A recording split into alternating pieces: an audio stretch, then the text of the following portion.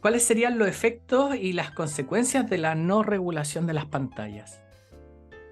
Mira, la verdad es que son en distintos niveles y lo que sí está comprobado es que mientras más precoz es la sobreexposición a los medios tecnológicos sin regulación adulta, más graves son las consecuencias. ¿Me explico?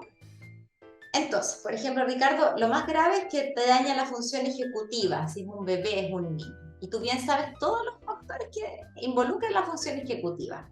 Básicamente implica el control de impulsos, la regulación emocional, la empatía, la socialización. O sea, tiene que ver con todas las habilidades y las capacidades cognitivas que necesitamos tener los seres humanos. Entonces, de alguna u otra manera, genera un daño bastante complejo. Yo creo que en algún tiempo más va a ser considerado un maltrato infantil o un tipo de negligencia. Es por ahí Mm. va lo que yo pienso, Claro, porque ¿ya? son consecuencias muy graves. O sea, Muy grave, exactamente. De hecho, sí, hay sí. algunos autores que ya han hablado han concluido como cierta correlación entre mal uso de la tecnología, por ejemplo, identidades falsas, hacerse pasar por alguien que no se es, ¿cierto? Etcétera. O hacer moving o bullying en este caso, porque el moving es laboral, bullying a compañeros y compañeras con papás y mamás que no regularon nada, ¿ya? Y ahí aparecen después personalidades antisociales, que le Mm, llaman la tríada oscura, si te fijas en términos de los trastornos de personalidad,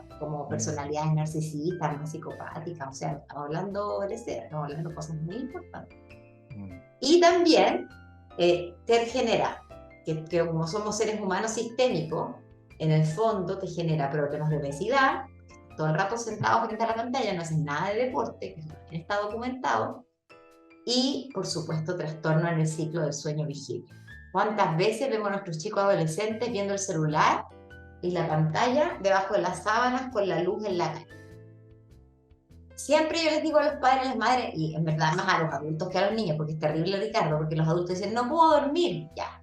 ¿Qué hace usted cuando se duerme? Tengo la pantalla al lado. No, pues, está comprobado que al menos entre media, una hora antes de tratar de conciliar el sueño, hay que leer, respirar, hacer una relajación, una meditación, lo que sea, pero no tener la pantalla. A nadie le resulta tener la pantalla en la cara Mm. y luego dormirse, porque te genera una estimulación lumínica que es muy, muy fuerte. Entonces, en el fondo no te vas a poder quedar dormido. Y como también está esta inmediatez de la respuesta, te vas a sentir interpelado a responder una historia de Instagram, te vas a sentir interpelado, que sea a las 2 de la mañana, a responder un WhatsApp. Entonces, no, hay que cuidar y velar el sueño, y el sueño, tú sabes, igual que yo, todo lo que regula. Las Claro, emociones, el cómo andamos al día siguiente, e incluso comemos más cuando dormimos menos. Entonces, al final te fijas que está todo interconectado. todo Y lo último que te interrelacionado. quisiera decir, Ricardo, es que lo que se ha estudiado también es que te genera como un circuito estímulo-recompensa. Y eso es Mm, súper delicado porque los niños aprenden, porque en general se utiliza la tecnología como castigo, ¿cachai? Ya, te quito el celular si no te comes la comida.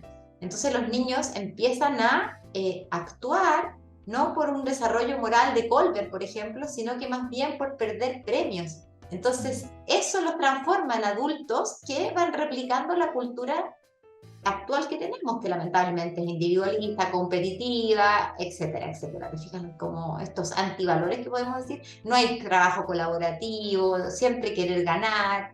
Entonces, como activa a nivel cerebral el circuito de la recompensa, en términos dopaminérgicos, eso también es delicado porque después aprenden que tienen que hacer cosas para obtener beneficios, ¿te fijas? Mm. Y eso también es delicado en términos de la construcción del sujeto que estamos Mm. desarrollando.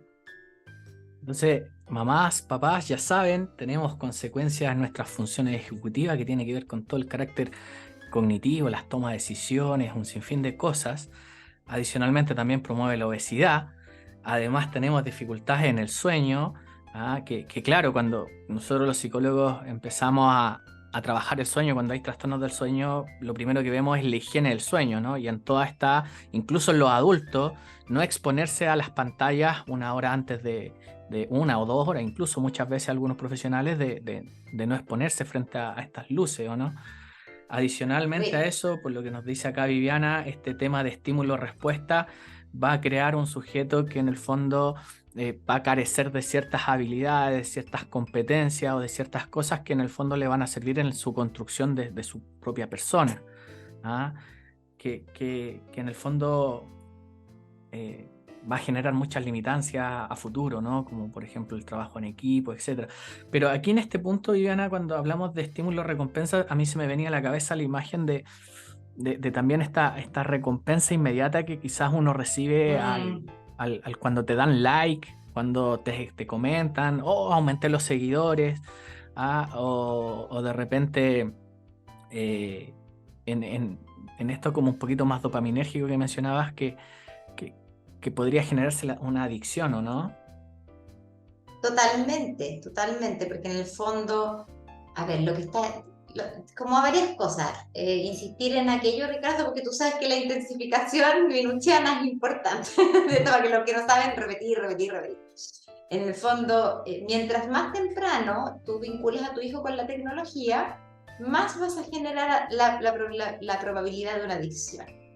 Y eso por un lado. Y por otra parte, Ricardo, lo primero es autorregularte como adulto.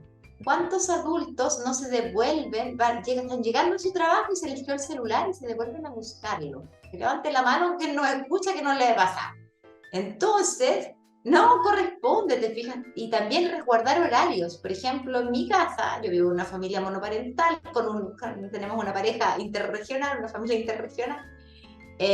No está siempre presente mi pareja, pero cuando está presente y cuando no está presente, cuando comemos no hay pantalla. Y eso implica que yo no veo el celular mientras como con mi hija. ¿Me explico? Mientras juego un Lego con mi hija, mientras le cuento un cuento, yo no estoy viendo mi celular, lo tengo en silencio. ¿Cachai? Entonces, lo primero es la autorregulación del adulto, porque los niños aprenden más con lo que ve que con lo que uno les diga. Si no, somos padre gatica, como decía mi abuelita, que predica y no practica. Ya, Entonces, sí. no va a resultar. Ya lo mencionaba Vygotsky con todo el tema del aprendizaje, que en el fondo el adulto es el ejemplo y también incluso hasta Bandura y también en el aspecto un poquito cultural, porque como tú decías, no tan solo tiene que ver con mamá, papá, sino que tiene que ver con la comunidad de cierta forma. Así que qué interesante lo que nos acabas de mencionar.